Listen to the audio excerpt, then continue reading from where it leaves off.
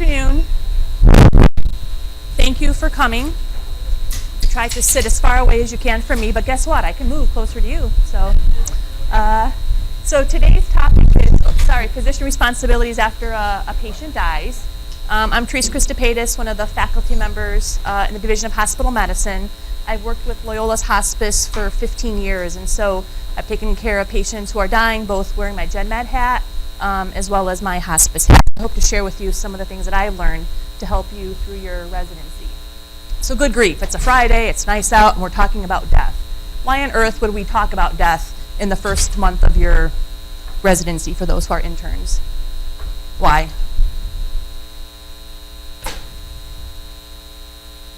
In palliative care and hospice, we learn to appreciate silence, so I can wait here all day until someone answers. I have no problems with silence, does not discomfort me at all. We'll have to deal with that at some point. Why else? One more person.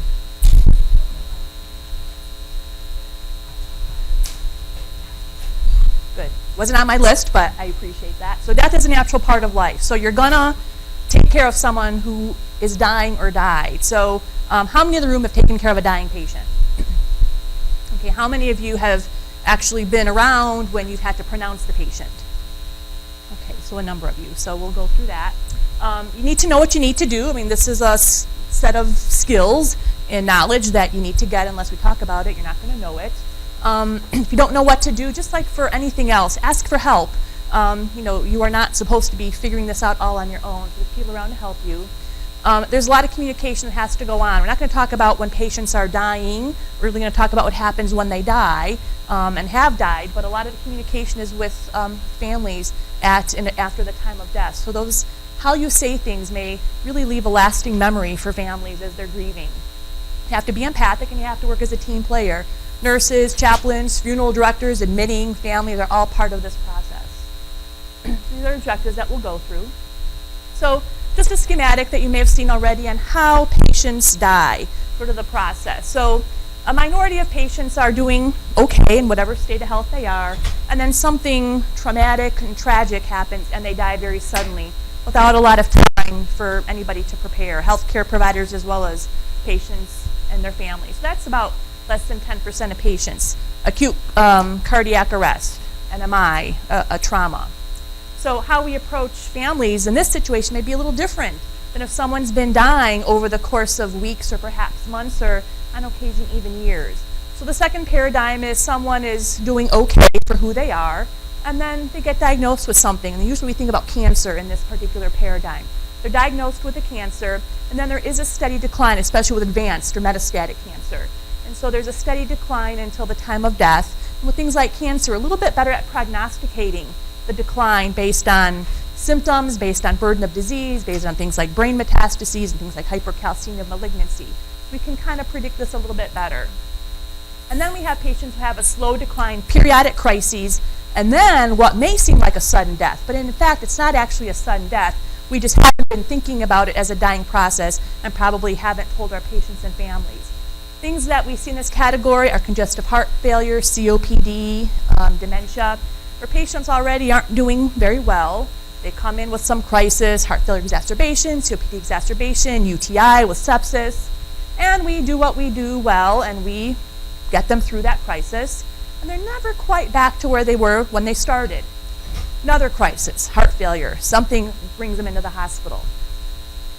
They survive, but not quite in as good a shape as they were before. And these little crises continue until all of a sudden the patient actually does die, and we say, what a shock, we didn't know. When in fact, in different discussions, this is something that hopefully we have prepared our patients and or their families for. So when someone dies, the page you usually get is, I think that Mr. or Mrs. So-and-so has died. The nurses never actually commit, they want you to commit to that. So your job is to do the pronouncing. So what are the responsibilities when a patient dies? One, you have to examine the patient and actually pronounce him or her dead. You have to tell the family members, and most of the time there are family members, not always. If the patient falls into the realm of a medical examiner's case, you have to know when that occurs and what to do when you call the medical examiner's office. Who should we request an autopsy on? Everybody. We'll talk a little bit more about that. One of the Department of Pathology faculty members may be joining us. He's the Director of Autopsy Service. If he can, he'll join us later on. You have to document these things.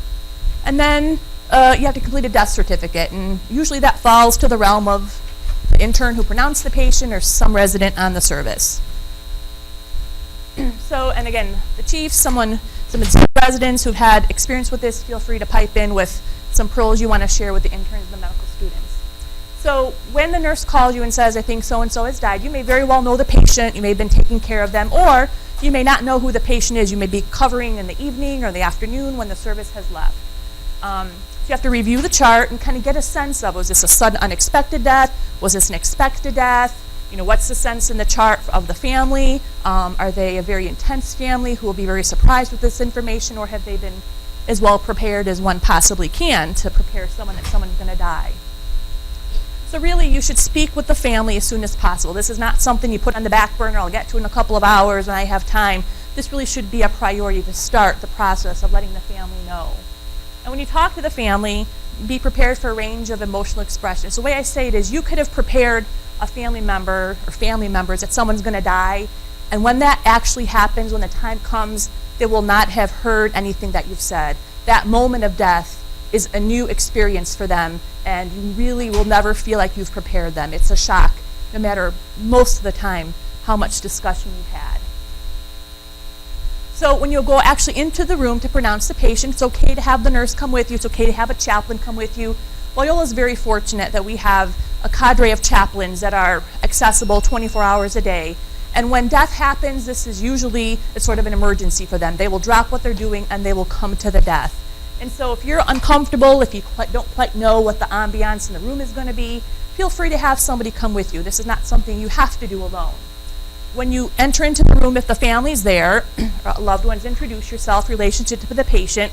Don't assume that the lady sitting there is the husband's wife. Don't assume that the young people there are kids. I've made that mistake. Not every lady is a wife if she's in the room with the husband. So kind of understand who the people are in the room and let them know who you are. I'm the doctor on call, or I'm the doctor who's been taking care of so-and-so for a couple of days here in the hospital. Explain what you're there to do. Again, if this is new to you, it's new to them. They don't know why the doctor's there, so let them know that you're here to do an exam to evaluate the patient. And generally, I welcome the family to stay. Nothing that we're doing with the exam is going to be so harsh that the family members shouldn't be there for it.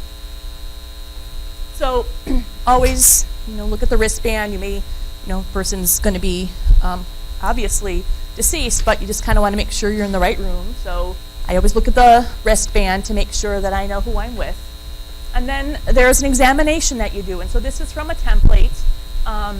Just take a look at the patient, assess the response to verbal and tactile stimuli.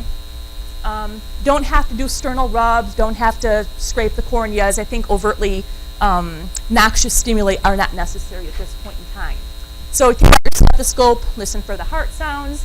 You can feel for the absence of a carotid pulse. Look and listen for spontaneous respirations. Take a listen with your stethoscope. I don't always look at the pupils. I don't always check for pupillary reflex, but that's certainly an acceptable part of the physical exam. And then the time that you are done with your exam is really the official time of death. And that's the time that should be recorded in the medical record and ultimately in the death certificate. Now, on occasion, the family members will say, we've been sitting here. We didn't want to call the nurse right away. We know that they died at 12:15. And you don't get there till 12:25, not done till 12:30. These things have some compromise with the family. If to them that 12:15 mark was important to them, I'll usually budge and say 12:15 if that's the time they really believe that the patient left them, their loved one left them. So I'm okay with that. So again, maybe they don't know or they're not processing what happened. Don't use euphemisms. Don't say expired, don't say passed on. Just say, I'm sorry, Mr. So-and-so has died, or I have pronounced him dead. You need to be straightforward because if you can't sugarcoat it at this point in time. If I know the patient or if I don't, I ask, do you have any questions? Some families may have a barrage of questions if this was unexpected. And if you don't know the answers, the worst thing you could do is start kind of trying to make stuff up.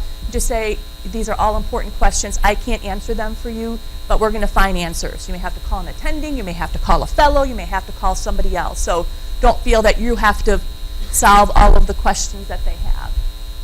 Answer questions simply, answer questions accurately. But again, if you don't know, feel free to find someone who can help this family. There's been a debate in the literature that if you say, "I'm sorry," does that mean that you are taking some culpability in the death of this patient? That has gone to the wayside. We're in an era of full disclosure. If you make an error, not that this is an error, you can say, "I'm sorry." So I think it's kind of human, a natural reaction to say, "I'm sorry for your loss." If there's a lot of high emotion, high intensity, other phrases that we use, "Miss, I can see this is very difficult for you." And I don't run away. I generally stay with the patient and the family. By now, most of the time, a chaplain has come. Oftentimes, depending what's going on, there may be a prayer. If you feel comfortable staying for the prayer, sometimes I stay for that, sometimes I don't. So again, you kind of have to roll with the punches, but feel free to stay, spend some time with them, especially if there's no one else in the room with them, if a chaplain hasn't come. Sometimes I say, would you like me to stay, or would you like me to, to leave or spend some time with you? And the families will let you know what they want. Any comments from the chiefs or anybody else? So that's if the family's here, but a lot of times these deaths happen in the middle of the night or it's during the day and there's no family there. So how do you tell a family member that someone's died if they're not physically here? Then at least we have to make some initial phone contact because we don't know when they're going to come in. So how we do it kind of will depend on the circumstances. I can't give you a cookie cutter approach. I think it also depends on, was this an expected death? Was this unexpected? And I have to talk with the nurse sometimes because they know far more about the ambiance of the environment than you may do. If you are a cross-covering resident, if you know the family, if you know the patient, then it's a little bit easier to make decisions. So big debate on, do you let them know over the phone, or do you say something like there's been a change in condition, or I would like you to come to the hospital. So again, it kind of depends on what's going on and what the circumstances were. Circumstances, expected or unexpected, relationship to the patient. This was a spouse who was very, just intimately involved with the patient, and they're going to take it hard. You don't want them to be alone if you deliver the news. Then it'd be better to have them come in as you process the information. Did they understand that the patient was going to die? Were they in denial? That may be a different situation when you have to bring them in so you could have support for them. If they live in California, you got to do it over the phone because you can't wait until the family arrives. And as I said, anticipate emotional reaction. I've done things differently depending on the situation. One of the situations was I had a patient who I'd known for a long time.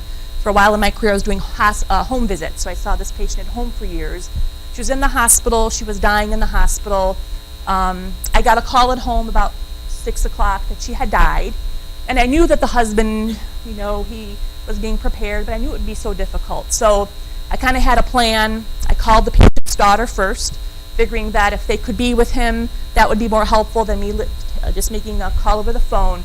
He lived on my way into work, so I actually made a plan to have the patient's daughter and me meet at the house to inform him.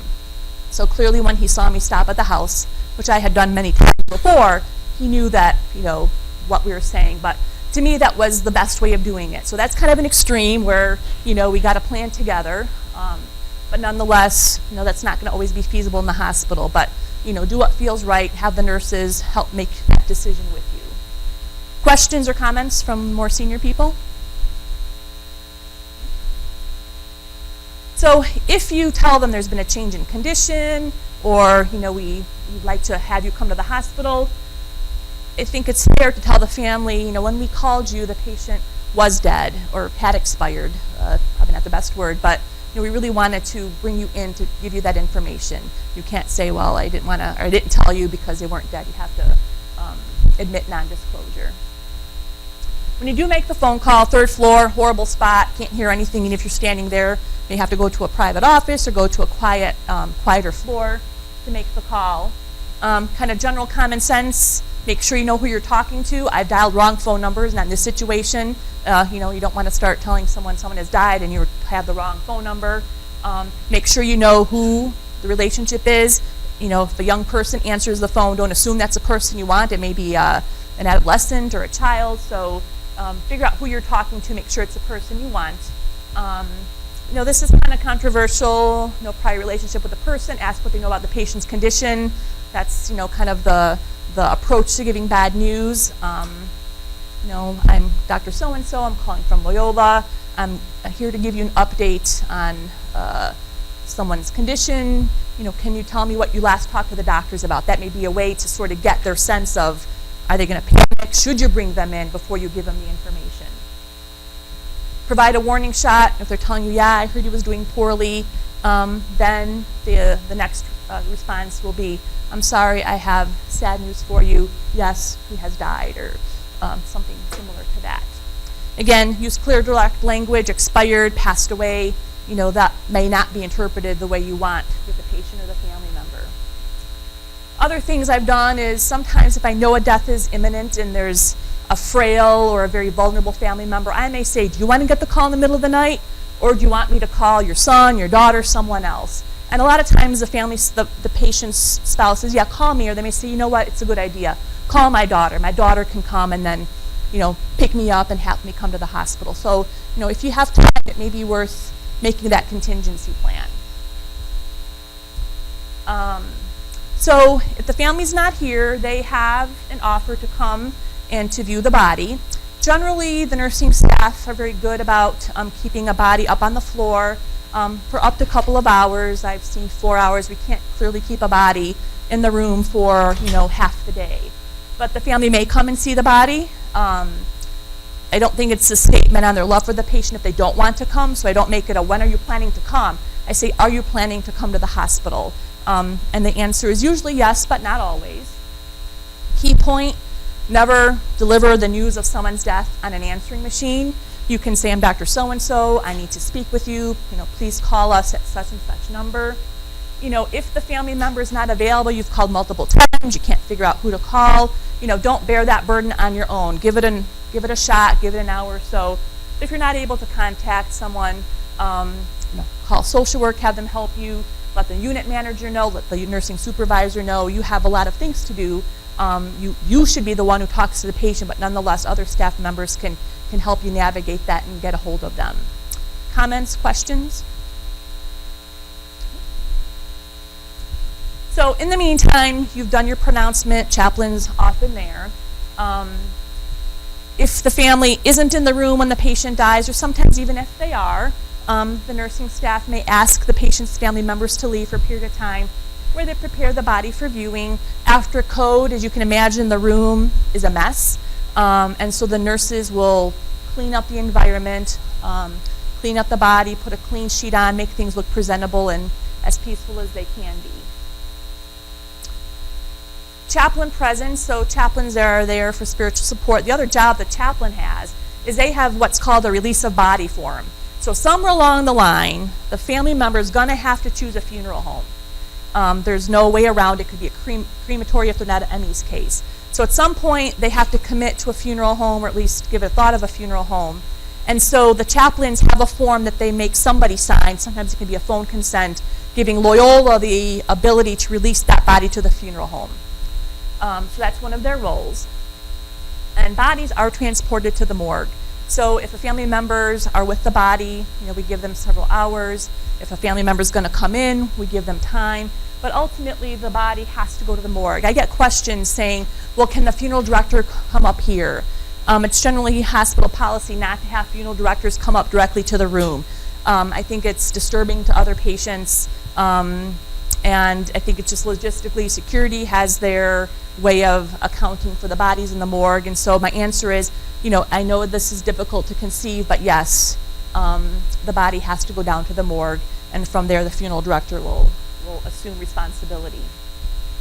Not going to talk about it specifically, but because we're a CMS hospital, Medicare and Medicaid service hospital, we participate in the conditions of participation.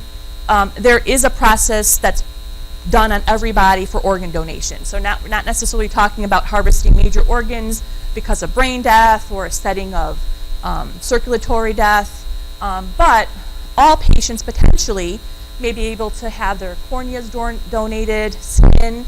I've done autopsies, I also work in pathology, where all the bones have been harvested. And so don't think that a patient's not a potential organ donor. Let the gift of hope, speak with the family and then make that determination. So that's probably happening behind the scenes and you're not even aware of it in most cases. So charting, paperwork, or typing is not done in this situation until you enter what's called the inpatient death note. It's an EPIC template. Is that what it's still called? I haven't pulled one of these up for a while. Okay, so it's called an inpatient death note. Boxes you have to fill in. I attended to the deceased patient on the date of death and then the time of death, as we talked about. Your physical exam, there's a drop down where you can identify what you did. Again, I don't agree with noxious stimuli, but at least some stimuli. Have you talked to the family about autopsy? We'll go through that. Is this a medical examiner's case? We'll go through that. Did you notify the primary attending? My advice to you is if this was an unexpected death, call the attending. I don't think any attending wants to walk in the morning and find out that someone has died and they didn't expect it. If it's an expected death, I think it's probably reasonable maybe not to inform the attending until maybe earlier in the morning instead of the middle of the night. And of course, someone has to do the discharge summary, so make sure you put the right person down there. So medical examiner. We are in Cook County, so all the deaths that occur in our institution are under the jurisdiction of the Cook County Medical Examiner's Office, which is down the Eisenhower on Harrison Street, not far off the Eisenhower. The number, and I love this, 312-666-0200 or 666-0500. I don't know if that was intentional or just ironic. So, when do you contact the medical examiner's office? And now we're dealing with medicine type patients. When do you consider calling them? Give me some scenarios.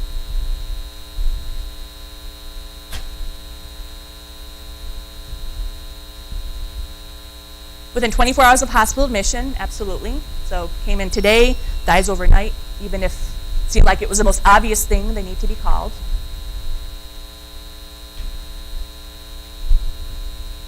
So I don't know because I don't do peds. We'll see if it made the list. I don't have the answer to that, so I can't comment on that.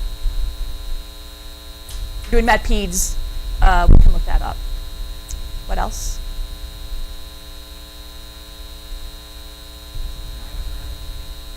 Dead on arrival to the ED.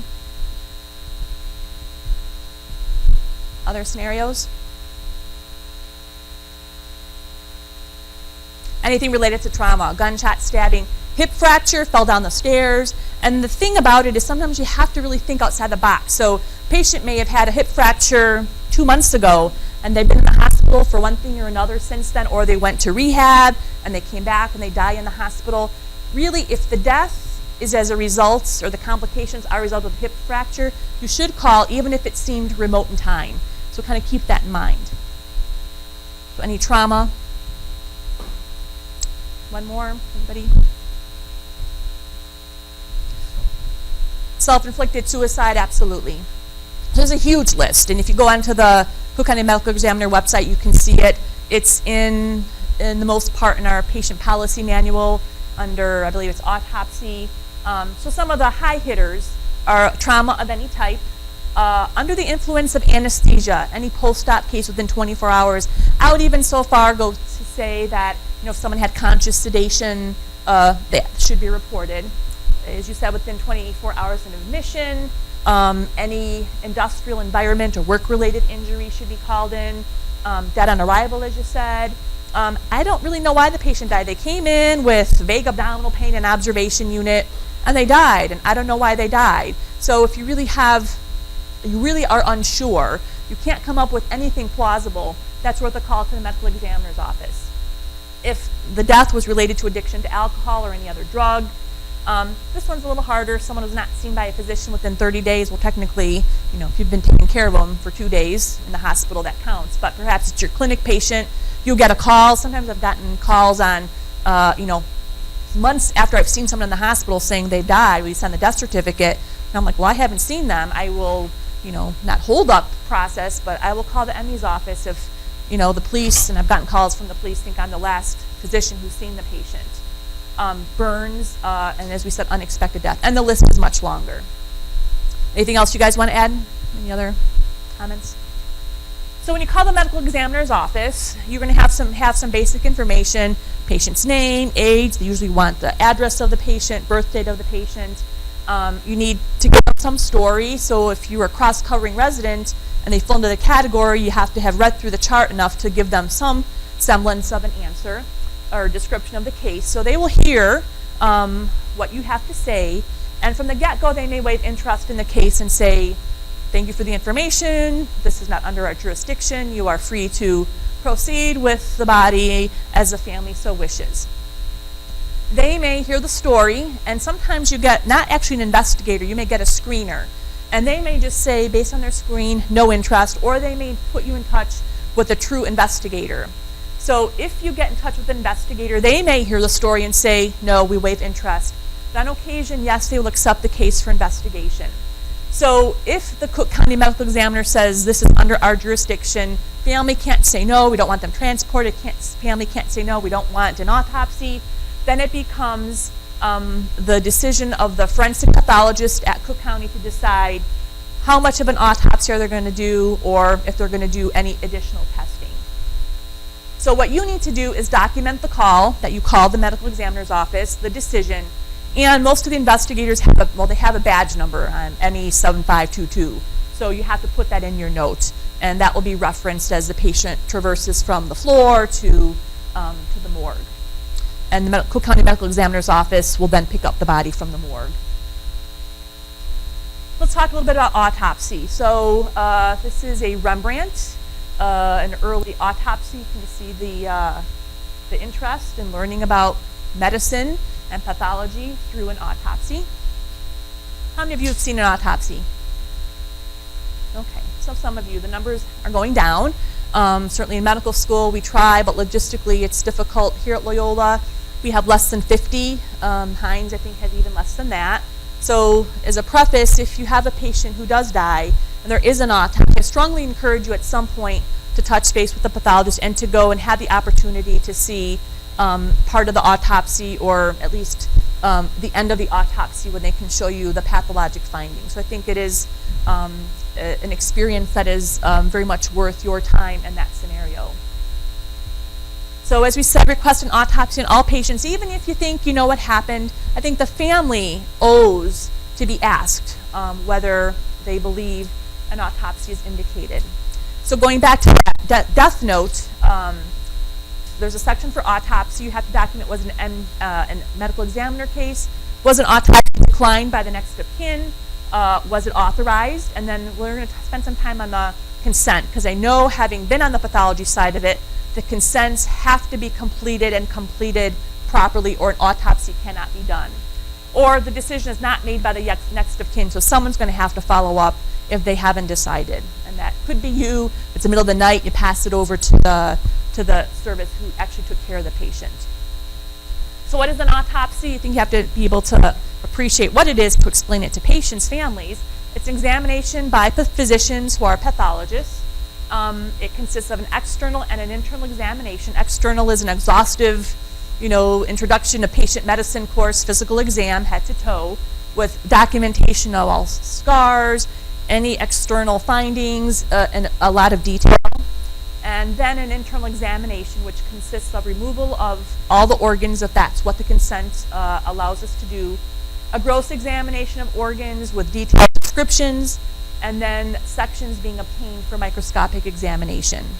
Questions?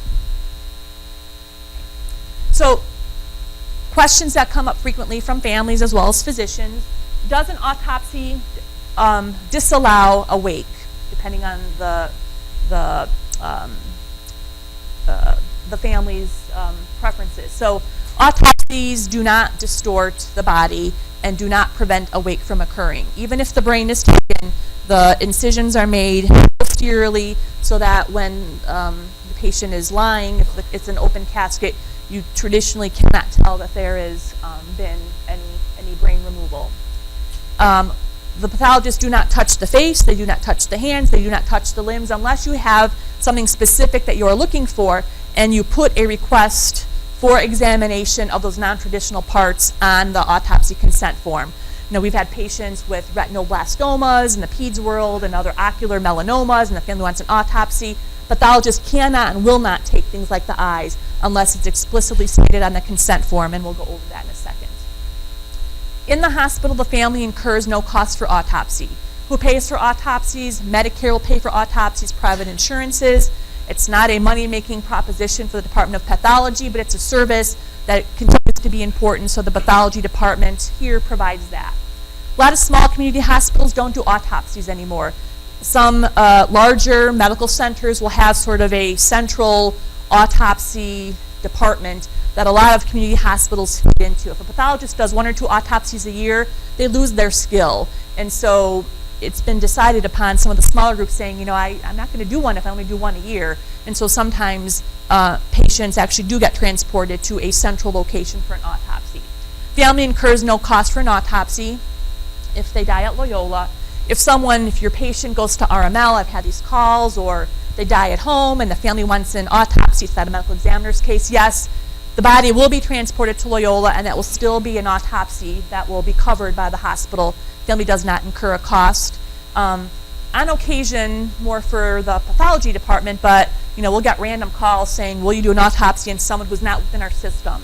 At least it was practice that the pathology department didn't do autopsies on non-Loyola patients. And there are some private companies where they are autopsies that families have to pay for thousands of dollars to find their answers. But here at Loyola, no cost for an autopsy. Questions? Okay. So you must have a proper consent form, and it's best to talk to the pathologist and give them some clinical information. They don't do better if they are operating in a vacuum. They look through the chart, but sometimes there's very specific things that you are looking for. It's most helpful to communicate that to the pathologist. So the consent form is available on the floors. It's called the authorization for postmortem examination. Importantly, please put a sticker with the patient's name and medical record number, or print this very clearly with the MRN and the date of birth. They will not do an autopsy if they're not 100% certain they have the consent form on the right patient. Then we'll go through different parts of the form. So again, please make sure it's the right person, and the sticker is probably the best way of doing it. So I, meaning the person who's signing the consent form, hereby authorize and request a pathologist at this hospital to perform a postmortem examination on, again, clearly print the name of the deceased. So they authorize removal, retention, use of any organs for diagnostic, scientific, or therapeutic purposes, including picture taking, and that's part of an autopsy if they ever go to court. Many times the lawyers will ask for pictures, so pictures are taken of the organs of interest, and usually the whole outside part of the body. Important. If the family says, do the autopsy, but I do not want the brain examined, this should specifically state no brain, no head. If they have no reservations, then put none. So it's clear that you asked, and we're not leaving it to chance. This is a place to put, patient's family requests that the eyes be examined. And so the pathologist will probably have to have a conversation with you on what exactly that means. But the more explicit you can be here, the better it will be for the pathologist to perform a thorough exam. On occasion, families will say, we just want you to look at the thorax, because that's, is a lung condition. We don't want the rest of the body examined. So this should clearly state thorax only, or lungs only, or heart only. That limits the pathologist. It's probably not as thorough an exam, but at least it'll give some answers to the family and to the clinicians. So importantly, the date, the time it was signed, the authorizing party, and the relationship to the deceased. If this is a phone consents can be obtained. There should be 2 witnesses. So now, who can sign the consent form? It is a very strict hierarchy, which mirrors the Illinois Healthcare Surrogate Act. So if someone does not have a power of attorney identified, then we go to the Illinois Healthcare Surrogate Act, so this will mimic that. So in order, can't jump orders if these people are available and living and able to sign the consent form. A surviving spouse. If it's the patient was a minor, then the parents. If the patient has a legal guardian, they have been deemed non-decisional by a court of law, and they have a legal guardian appointed by the court of law, that is the person who should be signing the consent form. No surviving spouse for an adult, then adult children. No adult children, then the parents first or the siblings of legal age of that particular patient, and then it goes down. So importantly, adult children, do you need all the kids to consent? No, you need one adult child if that's who you're going after. Do you need both parents? No, one adult parent. And there is a little stipulation here, is the authorization of only one is necessary unless, before the pathologist does the exam, having somebody else, meaning another child or another, the other parent, deems that they do not want the autopsy in writing or by telephone or by telegraph, this is an old form, then the autopsy cannot be performed and we need to have a discussion. We meaning the service. So any questions about this? So sometimes we get relatively young patients. Someone's 30, their son or daughter, no spouse, adult child, 18, 20. We kind of want to know the maturity of that person. I think 18 is the legal age. If you do not complete this, the pathologist will go through the chart. If we see that the patient is married, but a child of some age signs it, we will stop and say, did you talk to the spouse? No, we didn't talk to the spouse. We will not do the autopsy. Now, if the spouse is out of town, got to get the spouse's consent. If the spouse is otherwise incapacitated, has dementia, then we can go to a child. If the spouse can't emotionally handle it, that's unfortunate for the purposes of the autopsy, but we must have their consent. So the pathologist will scrutinize this. When I was doing autopsies, I spent more time on the consent, because if an autopsy is done on an improperly consented form, the pathologist is and the hospital is liable for battery, and that becomes a very ugly situation. So this is a huge issue. So if you're going to get it right. If you have any questions, about the relationships of the family members, let social work often help you. But we will make sure that there's no spouse if a child has signed the consent form. Questions? Okay. So if the patient does have a power of attorney for health care, that will trump any other. It's still part of a medical procedure. And if the patient has a power of attorney, they technically are not decisional because they've died. So their agent can authorize an autopsy, unless if you look at the form, they've crossed this out, in which case that person cannot consent for an autopsy. Then I would wonder, did the patient ever want an autopsy to begin with? So power of attorneys should be the one signing it if there is such a document. And as I said, provide the clinical information, talk to the pathologist. They're not scary people. Let them know what you're looking for so that the best information is gleaned from this examination. So autopsies here are performed 7 days a week.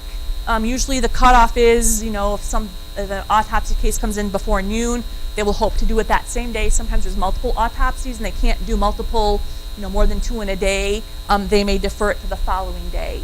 But it shouldn't delay families from proceeding with their after-death rituals for an extended period of time. Within 24 hours, an autopsy diagnosis based on the gross, the external exam, and what they found with a gross examination of the organs will be rendered. This is not the final report. The final report will be based on gross and histopathologic findings. In most autopsies, that report has to be finished within 60 days. So your family member may be waiting up to 60 days for the autopsy. If it's a quote-unquote complex autopsy, complex includes brain. Complex includes if it's a difficult diagnosis and the pathologist has to send slides out to another pathologist for consultation. That happens sometimes in very difficult, challenging autopsies. That may take longer, but you can expect the family to know that you may not get an answer or report for 60 days.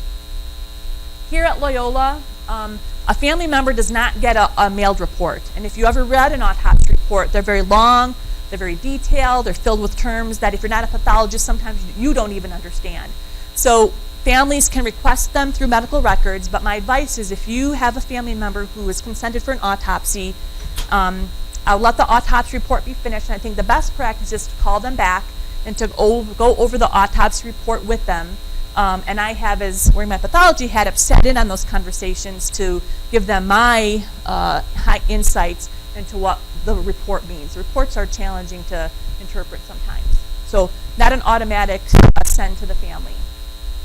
So what happens on an internal process? So autopsy reports will be forwarded to the department chairperson.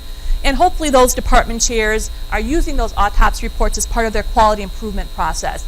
And one of the forms that the pathologist fills out is, did the autopsy findings correlate with the findings that were determined pre-mortem, yes or no? Did the autopsy find things that were not known pre-mortem, yes or no? And were those findings significant, meaning would they have changed the outcome of the patient, yes or no? And we send those quality improvement reports to the respective departments. As I said, autopsy reports will be provided to the family upon request. It's not an automatic that will be sent out there. So it's 2016, we have MRIs and CTs and all sorts of things. Why is this still something that is valuable to patients and their families? Why should you request an autopsy on every family member, on every patient?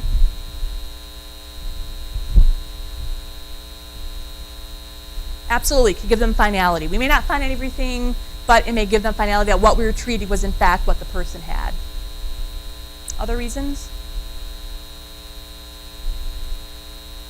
We ever find things we didn't know about before a patient died? Absolutely. So the quote is 5 to 40% of autopsies, even in 2016 with all the fancy diagnostics we have, may have led to change in therapy outcome. Some of the big findings are PEs. You know, that's notorious for no one suspected a PE, but that was probably the biggest finding on an autopsy. So we still find things.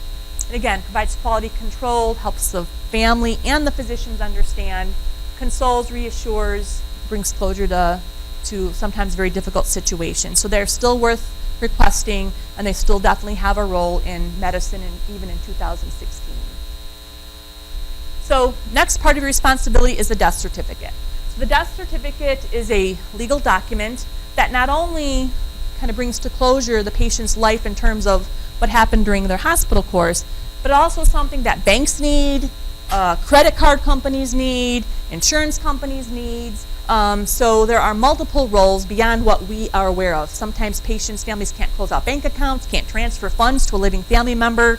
Wills can't be executed unless we have a death certificate. So it has multiple roles beyond what sometimes we see in our medical world. So death certificates are completed in our admitting department on the first floor. And I talk to staff. Some of their concerns are, I call and I call and I call and no one comes down. Funeral home is calling me, family's calling me.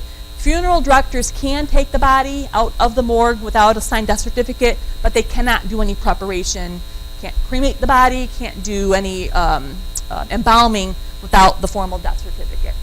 And then they're also concerned is residents come down and they stare at it and don't know the cause of death. Staring at it downstairs will not bring some miracle diagnosis, so you kind of have to know what you're going to fill out when you go down there. We're not going to go into it in exclusive detail, but the IDPH, Illinois Department of Public Health, has a tutorial online. If you really are interested in doing multiple death encounters, there is a link to this death tutorial, which isn't, I've gone through, it's not terribly burdensome. This is the form, it's kind of this big. We'll go through the parts. The middle part is the part that you're responsible for. The top part is the decedent's legal name. This is filled out in conjunction with admitting, with the funeral director. Always make sure you are filling out the right death certificate. Sometimes they have a whole bunch lined up, and if someone grabs the wrong one, you don't want to fill out the wrong patient. So always double check the name. And again, this is usually not completely filled out when you go down there. Your job is to determine primarily the cause of death, document that, and to sign it. Those are the two most important parts, with parts in between. So what you have to determine is the immediate cause of death. What is the final disease or condition which led to the patient's death? That's part A on this line. Part B is conditions leading to the cause of death listed in line A. So what caused A? And then C, what may have caused B? So this was the cause of death, due to or as a consequence of, due to or as a consequence of, and that's how this part reads. So if you put down something like congestive heart failure, or kidney failure, or liver failure, or respiratory failure, that's not very specific, and some funeral directors will actually balk at that, but you can get away with it. But they need to know why. The heart just doesn't fail. The heart dies for a reason. Or if someone has renal failure, it's for a reason. You have to put down an underlying cause. So for example, due to or as a consequence of diabetes mellitus type 2. This may be better phrased as advanced diabetic nephropathy. That will solve your problem of having to, have a very nonspecific etiology of death versus a specific cause of death.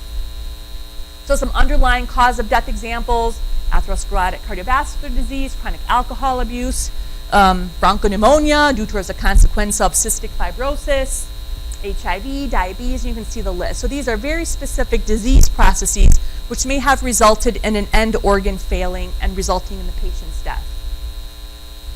Don't put down sepsis, don't put down dysphagia, don't put down aspiration or dehydration. Those are not specific diseases. They are entities that we appreciate, but they are not specific enough. Why did they become dehydrated? There had to be a reason.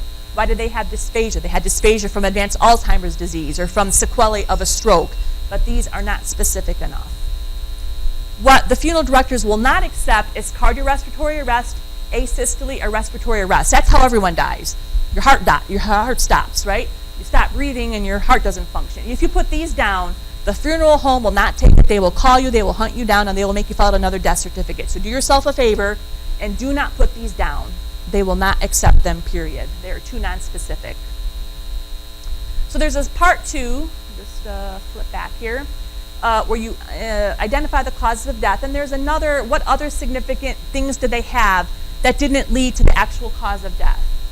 So what might have been important? Well, maybe they died of cardiovascular disease, but they had diabetes, they had hypertension. Maybe they had dementia, but they also had congestive heart failure. So this may be another place to put important contributors to death, but not the actual resultant causes of death. So an example. So a 65-year-old man presents to the hospital with chest pain here on the cardiology service. He has a past history of hypertension, coronary artery disease, diabetes. He smokes and is an active smoker. EKG has ischemic changes. He's got negative troponin. On hospital day 2, he has another occurrence of chest pain now with ST elevation. He undergoes a triple vessel coronary artery bypass procedure. And on day 5, he undergoes an angiogram. He has triple vessel coronary artery disease. He's deliberating bypass surgery. Hasn't made the decision or things are being prepared. And in hospital day 5, becomes hypotensive, rapidly decompensates and dies. And a bedside echo through the code is showing a large pericardial effusion. So what is his cause of death? What's the underlying cause of death? And what's another underlying cause of death? How would you fill out the death certificate for this patient? Came in, EKG with ischemic changes, bad coronary artery disease, and dies 5 days later with the pericardial effusion, pericardial tamponade.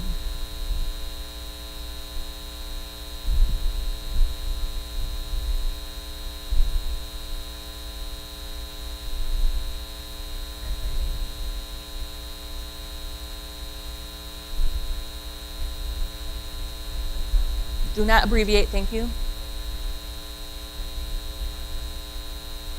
Perfect. So maybe ruptured left ventricle causing the pericardial effusion, a little bit more specific. I would be fine with a large pericardial effusion due to acute myocardial infarction, due to underlying coronary atherosclerosis. Comorbidities, diabetes, hypertension, tobacco abuse. There's actually a line on, did the patient smoke tobacco, yes or no? Did it contribute to death? This is a place where you may put yes. If he hadn't smoked, maybe his CAD wouldn't be so bad. Another case, 65-year-old woman presents with dyspnea and chest pain. She's hospitalized, or at that time she's treated with beta blockers, aspirin, nitroglycerin. She has a stress test. She refused a cath. She comes back to the hospital several weeks later, now with productive cough, fevers, hypoxia. Looks like she has pneumonia. So on day 3, as you're treating her pneumonia, you get a call that she has severe chest pain, she's unstable when you arrive, hypotensive, she codes, you perform CPR, her initial rhythm is ventricular fibrillation, you call the next of kin to inform them that they do not want an autopsy. So how do you fill out her death certificate? Had CAD, went home, comes back with pneumonia, and suddenly dies.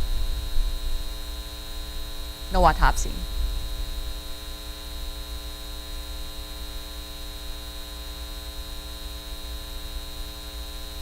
And admitting there will be no angels that come and help you.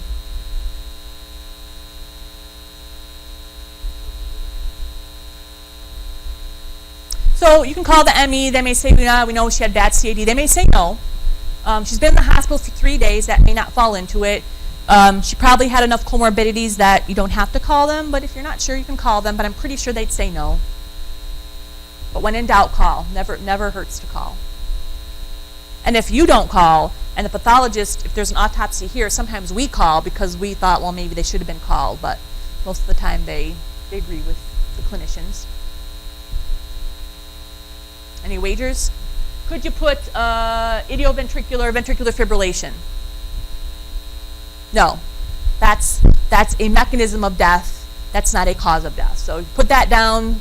You'll get a call to fill that out again. The bottom line is you're struggling because it's your best judgment. I don't know why she died. Could she have died from cardiovascular disease? Could she have died from, maybe you could put down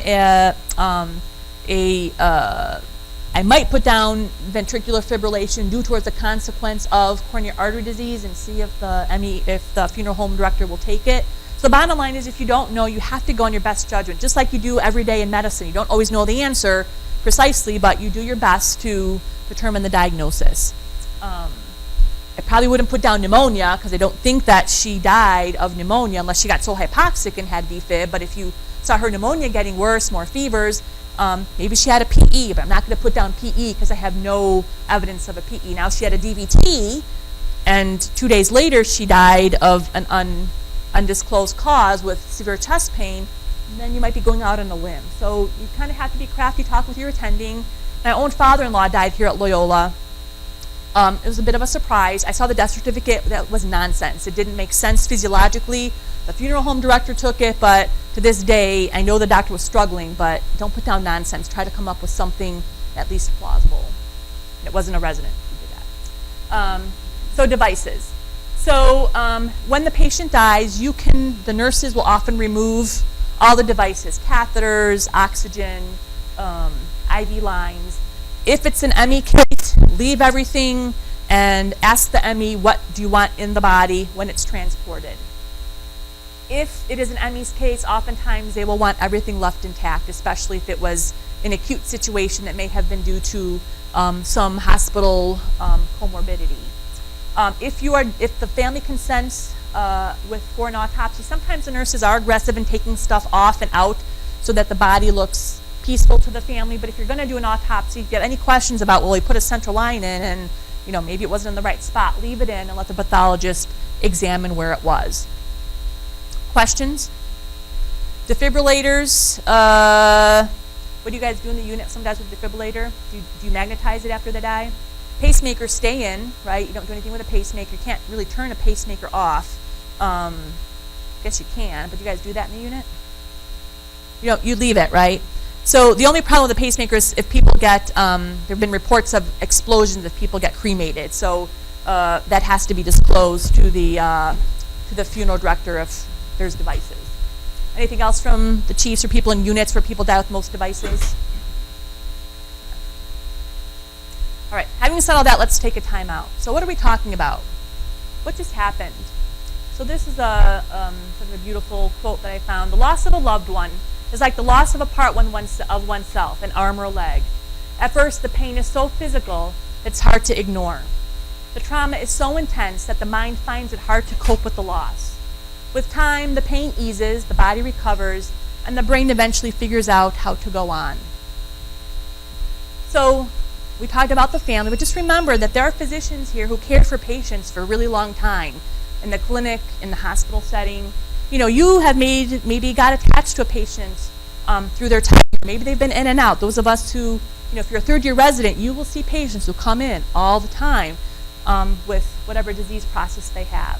So someone on the team, a nurse, may have just loved the patient in their own way. A tech bathed the patient every day, really felt attached to them. They may be suffering. They may be experiencing a loss. Maybe it affected you.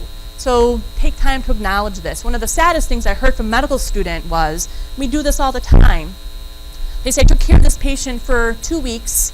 I come one day and his room is no longer on my list. The name is gone and nobody mentions anything. They died in the middle of the night and maybe they talked about, what he had, but there's no ability to process that information. I think we're getting better, but you have to process it, especially if this was a loss that has affected you. So bottom line is, this is important work that we do, but make sure you take care of yourself and the others who may have been affected by this loss. So stop with that. Questions? All right, thank you.